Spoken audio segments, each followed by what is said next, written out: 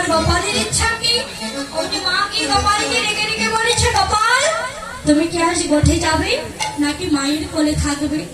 ভক্তাদিক ভগবান বুঝতে পারলেন, যদি বলি গোঠে যাব তবে মা কষ্ট পাবে, আর যদি বলি গোঠে যাব না ভক্তগণ কষ্ট পাবে, কেউ হৃদয়ে ব্যথা দেবে না বলে ভগবান নিরুত্তর হয়ে বসে থাকলেন। মা বুঝতে পারলেন আমার গোপালের গোঠে যাবার ইচ্ছা আছে।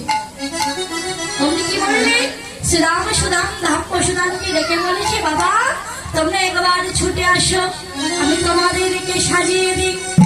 যখন দেখেছি বৈষ্ণব কবি বললেন, গোপালকে সাজাইতে নন্দ রানী না পারিল, গোপালকে সাজাইতে নন্দ রানী না পারিল, আর গোপালকে সাজাইতে নন্দ রানী না পারিল, গোপালকে সাজাইতে নন্দ রানী না পারিল, আর যতনে কানাইয়ের চোরা বলায় বাঁধিল, যতনে কানাইয়ের চোরা বলায় বাঁধিল, অঙ্গল বলায় আহার সবই আছে ভাই, অঙ্গল বলায় আহার সবই আছে ভাই।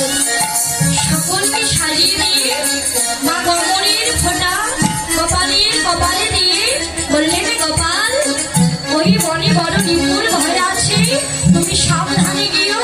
আর গোপালের কর্ণ বললে, বাবা রক্ষা মন্ত্র দান করলে, শোনো বলা মামা বাক্কা বালিকানা বালিকাং গিরিজালে জাল মধ্যম রক্ষা কৃষ্ণ পানি নির্ভয়ং ইতি বল কর যুগনে, রক্ষা কর যোগেশ্বর ভুজ জগন খাঙ্গুলি, রক্ষা কর গুণমালী। এই সর্বমন্ত্র করি গোপালকে বলে করি গমনের ফোঁটা দিল ভালে। গোপালকে সাজিয়ে দিয়ে বললেন, শ্রীরাম সুধাম ধাম বসুধাম, এবার তোমরা গোপাল নিয়ে গোষ্ঠে গমন করো।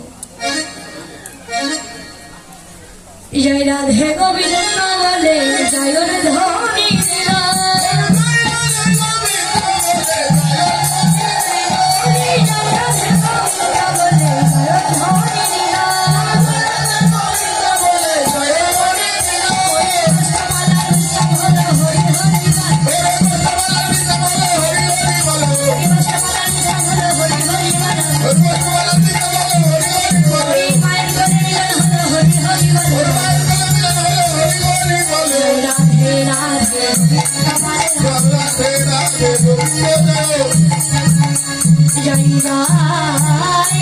শ্রী শ্রী রাধা কৃষ্ণ প্রেমানন্দে হরি